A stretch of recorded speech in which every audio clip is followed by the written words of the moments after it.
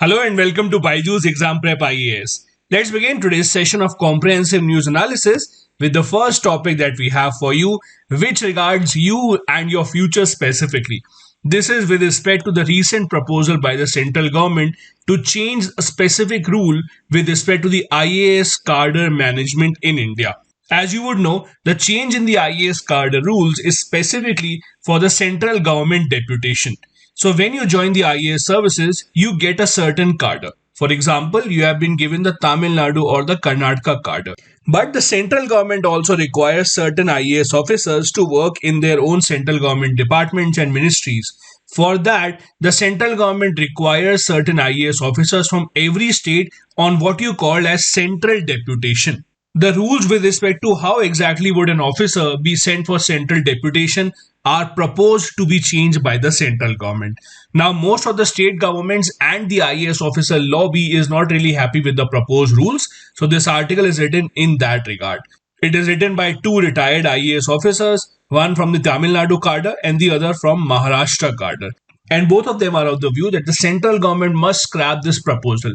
So let's see what exactly is the change and how would it impact the relationship between the state government and the central government. Now, the All India Services officers, as I explained to you, are available for central deputation through a consultative process. So what happens is every single year, every state government prepares a list called the offer list. This list is of those officers who would want to go to the central government and work under the central government as central deputation. For this list, the officers are also consulted. Only those who express their interest are in that list. And the central government would then choose officers only from those lists. Once they have chosen the officers, the process begins for their transfer from the state government to the central government. But there have been some instances in the past where this convention has not been followed. For example, in July 2001, the central government unilaterally, without even asking the state government, asked three IPS officers from the Tamil Nadu cadre to be transferred to central deputation. Similar was the case in December 2020, where three IPS officers from West Bengal cadre were asked to be transferred to central government. And then we had the infamous incident of the West Bengal Chief Secretary being asked to come under central deputation just a few days before he was supposed to retire. In all these cases, interestingly, it is the state governments that had the final say because they refused to oblige by the order given by the central government, saying that it is against the rules that are mentioned in the IAS cadre policy. Now, the specific rule that we are talking about here, which is in the news, is Rule 6 subsection 1 of the IAS cadre rules 1954. Under this, the proposal for the changes that the central government is floating around. For that, the central government has asked the state governments to give their view before 25th of Jan, for the reason that 31st Jan is the date when the budget session of the parliament is supposed to begin. So most probably the government will put forward these rules in the budget session of the parliament, and that is why they have first sent it to the states for a consultative process. As I told you earlier, as per the existing rule, the cadre officer may be deputed to the central government or any state or public sector undertaking only with the concurrence of the state government that is concerned. But in case of any disagreement, the matter is usually decided by the central government. But in reality, it has not happened. There are a total of 4 amendments that have been proposed, but our focus is mainly on 2 amendments which have not gone down well with the state governments. What are those 2? The first amendment that is proposed is, now it will be mandatory for the state governments to provide a fixed number of IAS officers for central deputation every single year. Now, this goes against the wishes of the individual officer. What if certain number of officers are not interested in going to central deputation? But forcefully, if you are sending them to central deputation, means you are making them work against their wishes. One of the reasons why the central government is doing it is because there is a large shortage of IAS officers at the central government level. As per the officers, the better way to fill in this shortage of IAS officers is to improve the working condition at the junior level post, to make the system much more transparent and improve the overall working condition. Now that the government has even started the process of lateral entry, why is it that the government still needs to bring in IAS officers from the state? The second amendment that has been proposed is that the state government must release such officers from their service which are sought by the central government in specific situations. Now, meaning that if the central government wants the state government to release a certain IAS officer, then the state should not say no to it. The problem with this is, what if the central government all of a sudden asks the state government that we want the services of your chief secretary or the principal secretary, who are at the very top of the bureaucratic structure in the state? It would disrupt the running of the entire state, especially in those cases where the state government is run by a different political party and the center government is ruled by a different political party. Most of the states are terming this as an attack on the federal structure of the country and want these proposals to be taken back. The states, as I said, are not happy about this. The states will now start doubting the loyalty of their IAS officers and may reduce the number of IAS cadres in each state and rather start depending on the state civil services, which in the long run does not augur well for the structure of the All India services. The Supreme Court also, in 1994, in the famous S.R. Bommai case, had said that the states are an independent constitutional existence and thus they have an extremely important role to play in political, social, educational, and cultural lives of the people. They are not the satellites or the agents of the center government, and thus the center government must stop imposing its will on the states without giving any say to the state governments in these matters. Now, while we did touch upon the fact that there is a shortage of IAS officers, especially at the central government level, let me discuss certain numbers with you. As on January 2021, out of 5,200 IAS officers in the country, 458 were on central deputation. These new proposals by the central government were released to the Department of Personnel and Training, a department that comes directly under the Prime Minister, on December 20th. This proposal said various states and joint cadres are not sponsoring adequate number of officers for central deputation as part of the central deputation reserve. As a result of this, the number of officers available for central deputation is not sufficient to meet the requirement at the center. As expected, the sharpest of criticism for this proposal has come from the West Bengal Chief Minister Mamata Banerjee, who has written to the Prime Minister saying that this goes against the spirit of cooperative federalism and will affect the administration of the state. In fact, we just read in the article that in December 2020, the center government had asked for 3 IPS officers from West Bengal cadre to be shifted to center.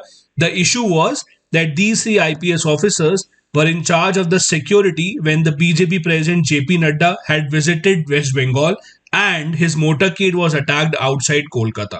It was a kind of a punishment for these 3 IPS officers to be transferred to the center, but the state government had refused to accept this particular mandate of the central government. This is not the first time that the central government has accepted the shortage of IAS officers at the central government. In fact, the center government in 2019 itself had set up a commission to look into the recruitment plan for 2021 to 2030. The DOPT had given an approval to study the shortage of IAS officers and take adequate measures, keeping in mind the medium and the long-term needs of the government. As per the present policy, the intake of IAS officers is currently restricted at 180 officers per year. In a report that was submitted in the parliament, the panel had said that the gap between the sanctioned strength and the imposition of IAS officers is increasing, and thus there is a need to increase this threshold of 180 officers per year. Even against this 180, if you actually see the recruitment pattern through the UPSC, it hardly touches 100 to 120, including all the categories. Thus, the government needs to be more serious about this particular problem. And rather than finding short-term solutions of taking officers from the state cadre, it would be advisable to admit more IAS officers, which translates into good news for all of you. So congratulations in advance if this does happen in the near future. The next article that we have talks about an extremely important person in India's contemporary history, that is Mr. Rameshwar Nath Kao, also known as R.N. Kao. R.N. Kao was the founding head of RAW, that is a research and analysis wing of the Government of India, which is a counterpart of Intelligence Bureau. While Intelligence Bureau looks into the internal security issues of India, RAW has been given the mandate to collect information and look after India's security with respect to any external threats. So RAW functions outside of the country while IB functions inside the country. R.N. Kao was the founding head of RAW, which came into being in 1966 after Indira Gandhi felt that there is a need to tackle threats from outside the country also with a specific body in place. The reason was it was thought that the IB was not sufficient enough and could not alert the government enough about the 1962 and 65 wars because they were much more focused on what is happening internally within the country. And thus, there was a need to set up another organization specifically looking at external threats. And that is when RAW came into being. Now, the reason why this article has been written is because 20th January marked the death anniversary of R.N. Kao, and thus it gives us a chance to look at the achievements of this amazing person who contributed immensely to India's secret services architecture. Interestingly, his death anniversary coincides with the birthday of another very important person, that is India's National Security Advisor, Mr. Ajit Doval. So 20th Jan is also the birthday of Ajit Doval, who was also trending on Twitter on the same day. So the article here talks about a few qualities of Mr. Kao and how he played an important role in establishing RAW as one of the most eminent agencies throughout the world. Before being appointed as the first head of RAW, he was working in the Intelligence Bureau as the assistant director when Jawaharlal Nehru was India's Prime Minister. Some of the great qualities about him included the fact that he understood that RAW is supposed to focus its energies on external intelligence collection rather than internal intelligence. Whenever there was a matter, when he had to know anything about what is happening within the country, rather than interfering in that, he reverted the matter to the Intelligence Bureau. Now, you might think that this is not really a quality, but when you are in such a powerful position, the one quality that you should have is not to take everything in your own hands. It's very easy sitting at the top thinking that I will do everything because I am a very powerful person. But to depute your work to some other agency and restrict your mandate is an amazing quality that not many bosses or heads of organization actually have. And it gave great benefits to him and RAW as well. For example, RAW focused all its energies on collecting intelligence about India's external threats, and thus IB was left alone to do its own work, resulting in the highly successful functioning of both the agencies for the Government of India. One of his other qualities was that although he was considered to be pretty close to Indira Gandhi at that time, but he kept himself away from domestic politics. In fact, when the emergency came to an end, and in 1977 the Janata Party came to power, since most of the leaders of the Janata Party were sent to the jail by Mrs. Indira Gandhi, when they came to power, they wanted to take revenge on as many people as possible. Indira Gandhi was sent to jail for a short while. All the state governments run by the Congress party were dismissed and President's rule was imposed. Most of the officers that were given good positions by Indira Gandhi were dismissed all of a sudden. And the focus was also on the role of Mr. Kao. In fact, Janata Party thought that Kao and RAW had played a major role in emergency by telling the whereabouts of the opposition party to Indira Gandhi and the entire government. Thus, there was an inquiry that was set up to find out the role that Mr. Kao had played along with RAW during emergency. But the inquiry or the investigation could not find any such evidence, and thus his stature became even bigger as a man who was above politics and was only thinking about India's prestige. In the 1970s, he played a major role in many big missions, be it the liberation of Bangladesh or assimilation of Sikkim into India.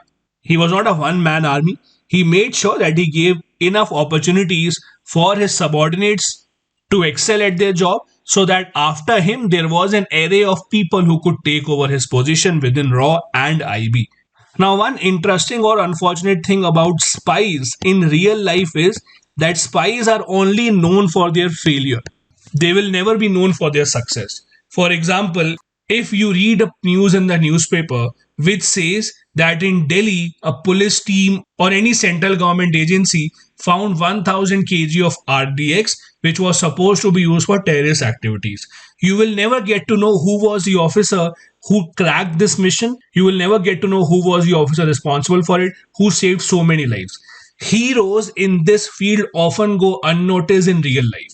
But if there is a news, unfortunately, that the security agencies were not able to stop a terrorist attack, you all will get to know who was the officer responsible for it, who let the terrorists go, and there would be action against those officers. That is the unfortunate life that the spies and the people in the armed forces live. That is, they're only known for their failure. So the biggest success of any spy, of any person who's in the armed forces, is if they are not known in the entire country throughout their tenure. That is their biggest success. For Mr. Kao also this was the case. During his tenure, he undertook a lot of daredevil missions, but most of them were only known to the people later on when books were written about them. He was also criticized for not being able to prevent the assassination of Sheikh Mujibur Rahman in 1975. As many of you would not know, after the Bangladesh liberation in 1971, for some years initially, Bangladesh was having a very tough time economically. Understand this, Bangladesh separated from Pakistan on not very good terms. So when you don't separate on good terms, obviously the Pakistani government would not have given any financial help to Bangladesh. For example, when India and Pakistan separated, India did give some help to Pakistan. Whatever foreign currency reserves that we had, whatever reserves of the government that we had, they were divided between the two sides. But when Bangladesh separated, Pakistan obviously did not help them with any of that. So Bangladesh started their journey from zero, meaning that in the first few years, Bangladesh was going through a very tough time economically. India also was not in such an economic position to help them out. Thus, in the initial years, there was a lot of resentment in Bangladesh. In fact, there was a feeling in Bangladesh that Sheikh Mujibur Rahman is under a lot of influence of Indira Gandhi and India, and it is India that is suppressing the growth of Bangladesh. There was such a lot of anger in Bangladesh that the Bangladesh military rebelled against their own prime minister, and in fact, the military led an operation killing their prime minister Sheikh Mujibur Rahman along with all the members of his family. He was assassinated along with his family on 15th of August 1975 when a group of army officers invaded his presidential residence with tanks and guns and killed the entire family. Only his two daughters, that is Sheikh Hasina and Sheikh Rehana, lived on because they were in Germany at that point of time. Sheikh Hasina, as you know, is the current Prime Minister of Bangladesh. So Mr. Kao was criticized because it was expected that he should have known the threat that Sheikh Mujibur Rahman had. But in reality, Mr. Kao had personally warned the Bangladeshi leader multiple times that there is a threat to your life, but he did not listen. Thus, Mr. Kao should not be given the blame for this particular act.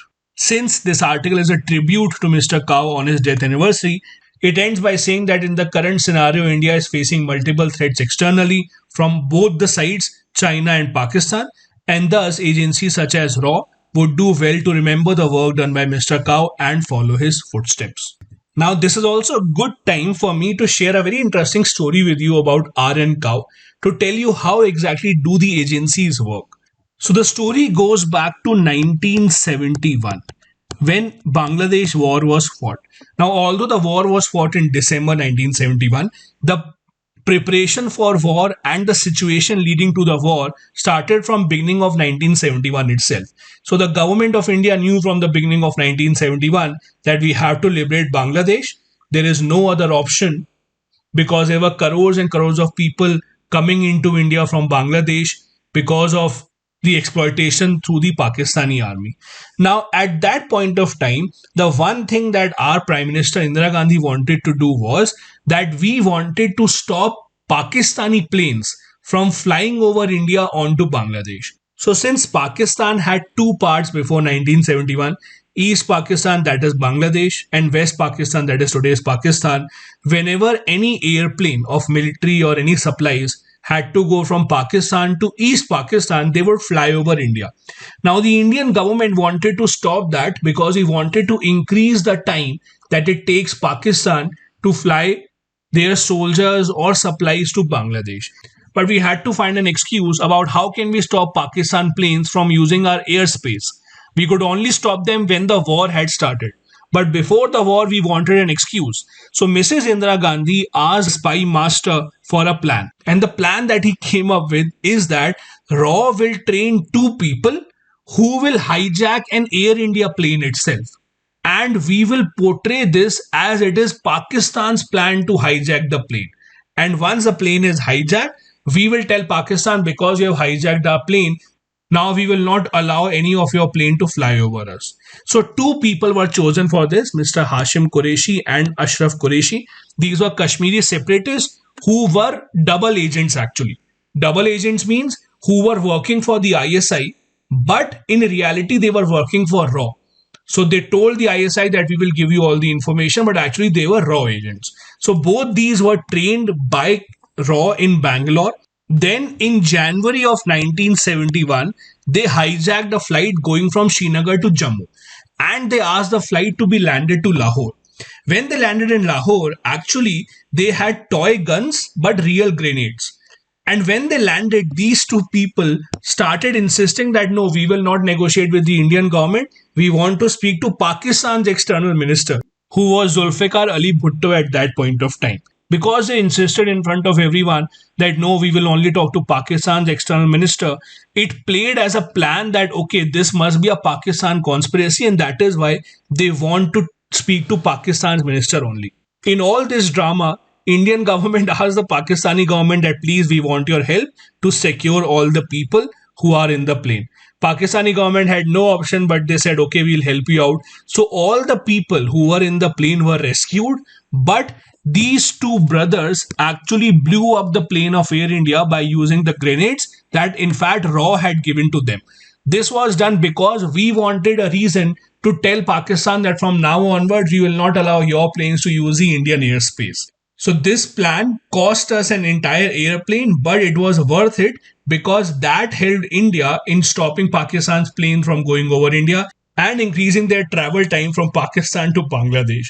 So these are the kind of missions that our security agencies have undertaken in the past. Many of them have been a part of the folklore, but many of them still remain secret, and we might come to know about this much later on. The next article that we have talks about the compensation that the center government had promised to the COVID victims, but has been very lackluster in actually giving it to them. The union government last year agreed that a compensation of rupees 50,000 would be paid to families of those whose lives have been claimed by COVID. But as with many other government schemes, the announcement comes very fast. But when it actually comes to giving compensation, the center government or the state governments want to delay the process as much as possible. The people who claim that their family members died due to COVID, their claims are being rejected, and there is a lot of delay in accepting those claims as well, thus forcing the Supreme Court to step in. The Supreme Court, in fact, had said that no person's family shall be denied the benefit on the ground that the death certificate does not mention COVID. As you would know, many people who in fact died due to that coronavirus wave did not die specifically due to COVID, but due to the other complexities in their body which were amplified due to COVID. So many deaths were attributed to comorbidities and not COVID, so that the government can reduce the number of people who died due to COVID and they would not have to pay the compensation. Many people also passed away a few days after testing negative because the virus had damaged their body and their organs so much that the virus had died, but a few days later the body just could not sustain the pressure. These claims also are being rejected by the government. But the Supreme Court now has come up with a directive saying that any death occurring within 30 days of a person testing positive or being clinically determined to suffer from the infection will be eligible to get the payment from the government, and the government must not delay it. The Supreme Court also said that in case any petition of this payment is rejected by the government, there should be a grievance redressal committee at the district level. Also, if a claim is rejected due to any defect in the application, the family must be given a chance to rectify that, and they should not be ignored by the government. The onus to reach out to those families is on the officials and not the families themselves. The Supreme Court had also asked the legal services authorities in every state and district to ensure that this compensation has been paid. In fact, in the past couple of months or so, the Supreme Court has pulled up officials from various states, including Andhra Pradesh, Bihar, Maharashtra, asking their chief secretaries to be present in the court and give an official update on why this release of payment has been delayed. For example, a few days back, Bihar government told the Supreme Court that there are only 12,000 odd people that died due to COVID in our state, so only they deserve compensation.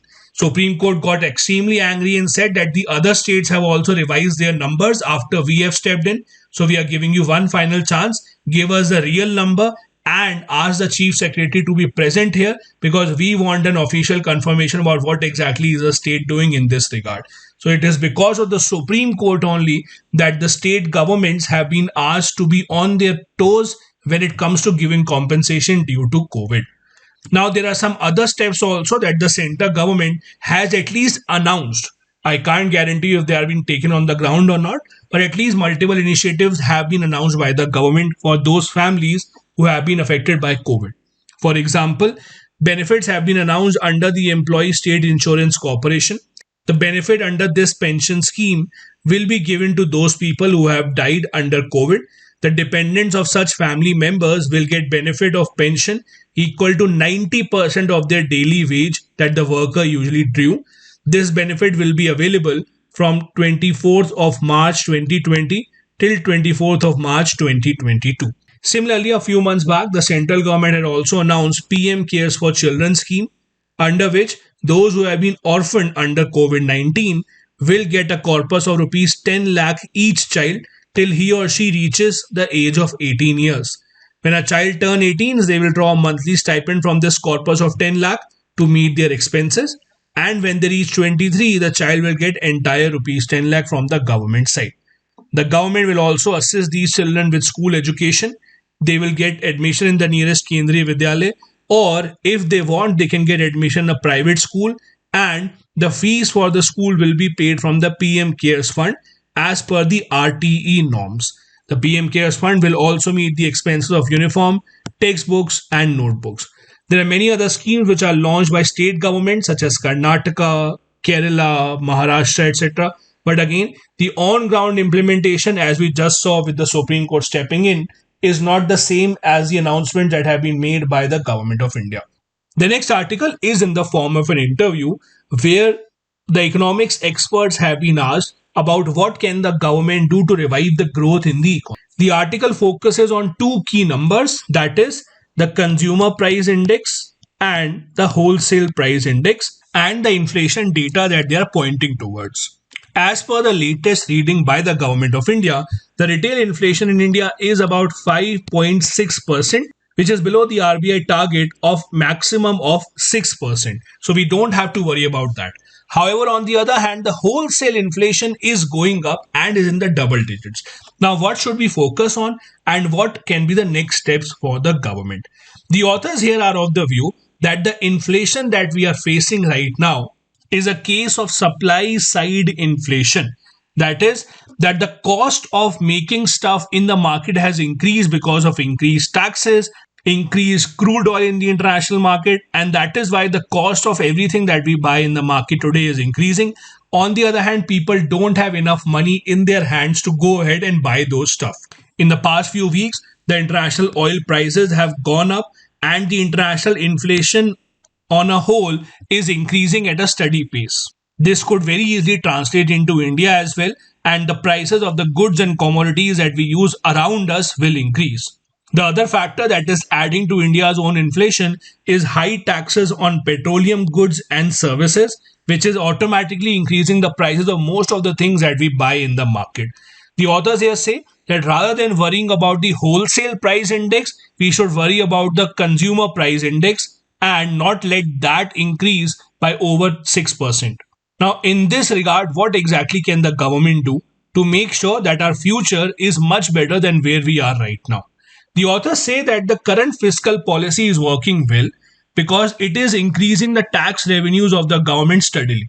In the past few months, the GST collection has constantly been over 1 lakh crore, which is a positive sign. The government right now must continue with the safety net programs for the poor people, that is a direct cash transfers that we are doing for farmers and other poor people. The government must ensure that its spending should not reduce.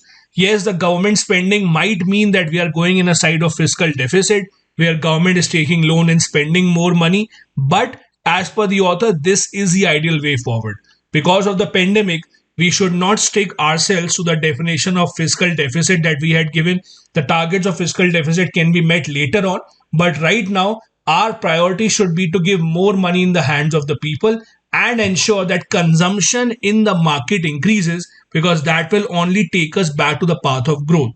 Not just the spending on the social security schemes, but the central government's transfer to the state governments must also increase. The state governments must also get a chance to run their own social welfare schemes.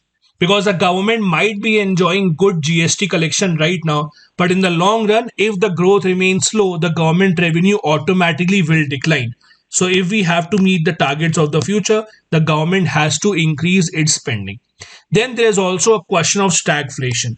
Stagflation is a situation where inflation combines with unemployment. So it's a double threat to the economy.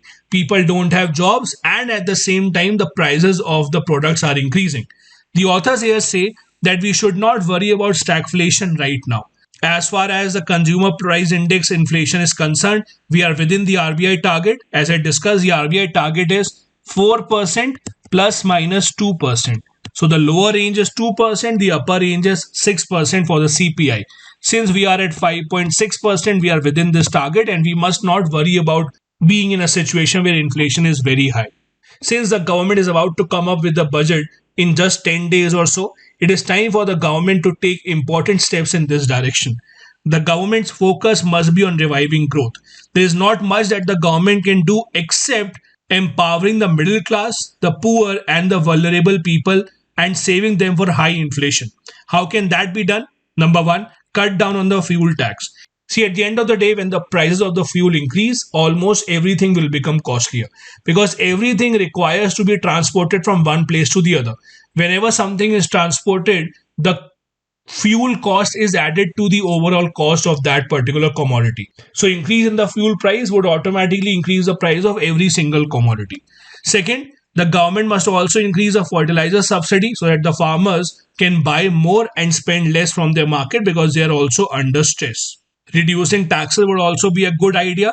The government might have a slightly lower collection because of that, but with increase in production in the long run, it will augur much better for the government, and the people would also have much larger disposable income in their hands. Either reducing taxes, or if the government is not in that favor, then direct income transfer would also work, but one of this has to be the approach forward by the government of India. Now, since this article is focused mainly around inflation, let's revise the concept of inflation, which many of you already know about. Inflation, as you know, is defined by a general rise in the price level of the economy over a period of time. Zero inflation or negative inflation is also bad. Ideally, there should be a steady growth of inflation at about 3%, because this is how an economy progresses. Now, when the price increases, that simply means that your currency will be able to buy fewer goods. Let's take a very simple example. When I was a kid and I used to have golgappe or pani puri or batashe or puchka, whatever you call it, I used to have four of them at just rupees 2. But now, when I pay rupees 10, I hardly get 4 or 5 of those. So see how inflation has affected even the most basic needs. I am paying 5 times the amount of money I was paying as a kid, and I am getting the same number of golgappa or puchki or whatever. Means inflation is steady and is seen in almost every sector of the economy. RBI's target of inflation till 2025 is, as I said, 4% plus minus 2%. Now, inflation usually comes in two forms: supply side or demand side. As the article said, that India is right now facing supply side inflation. Supply side inflation is also called cost push inflation, meaning that the input cost of making a product is increasing. That is why the cost is increasing. So if I used to make a burger and sell it at rupees 25 earlier, now the buns that I am using in the burger, the potato that I am using in the burger, their cost is increasing. So I now have to sell the burger at 40 rupees. This inflation is caused because there was an increase in my input cost. This is what is happening right now. This is our supply side inflation. The second side of inflation is demand side. Demand pull inflation means when there is a higher demand than what the market can supply, then the cost of the products will automatically increase. So production also has to increase its capacity. There are some other terms also like deflation. which is the opposite of inflation, which means reduction in the price of economy.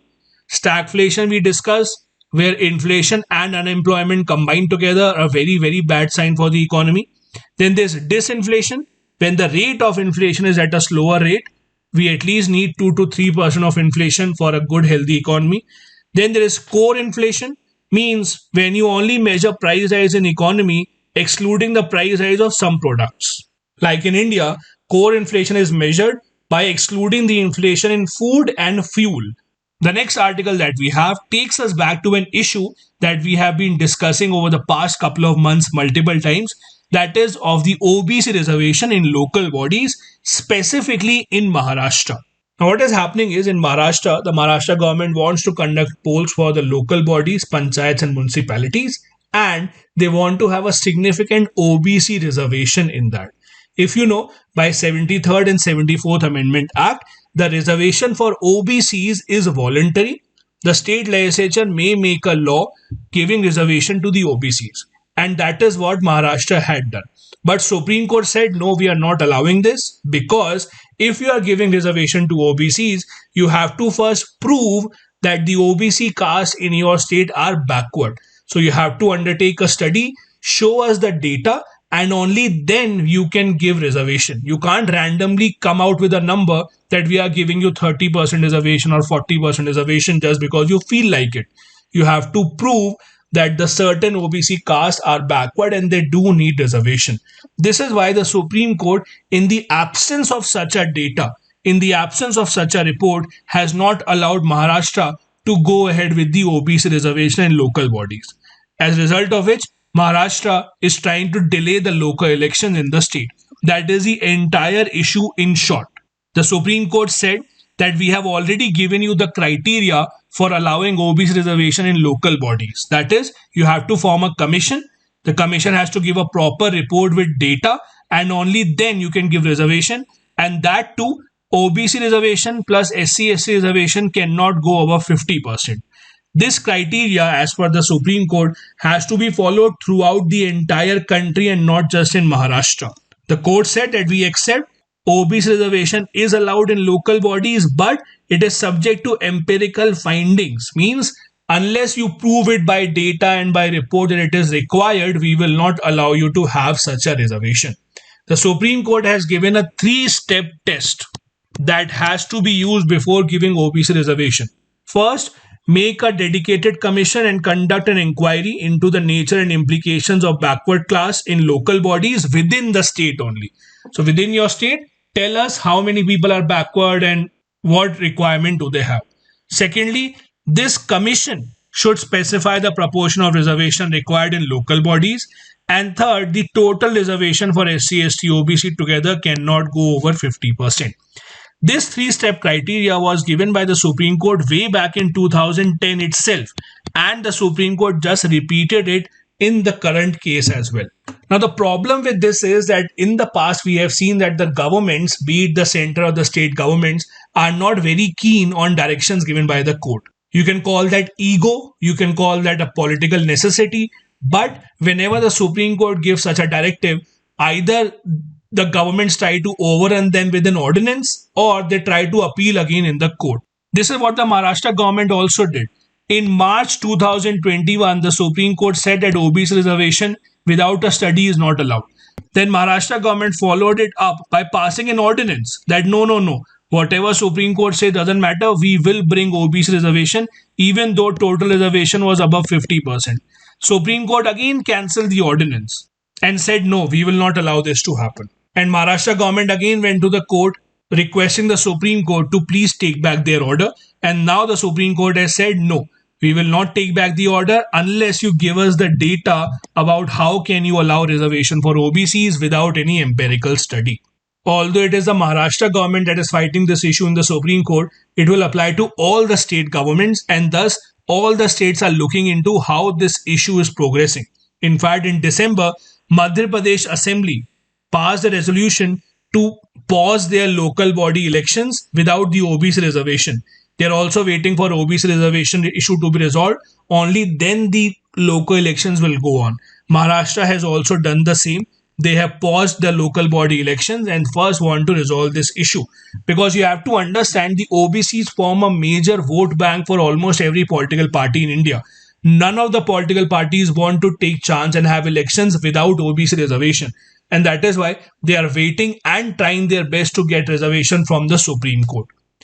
The Supreme Court, on the other hand, has said that if a state or a union territory is not able to fulfill the three-step test and the election to the local bodies cannot be postponed because of statutory reasons, that is 5 years are already over and you can't delay it, then all the seats under OBC should be categorized as open category seats and then you can proceed with the elections. As I said, obviously the state governments will not go ahead with this because they don't want to anger such a large vote bank, and that is why the local body elections in these states have been halted for a while. Now, just to take a step back and see what exactly has been happening in Maharashtra. So it started in March 2021, in the Vikas Krishna Rao Gavli case. The Supreme Court said that Maharashtra government cannot randomly give OBC reservation, especially when it is going above 50% limit. They said that we need empirical data of the OBCs, only then we will allow it.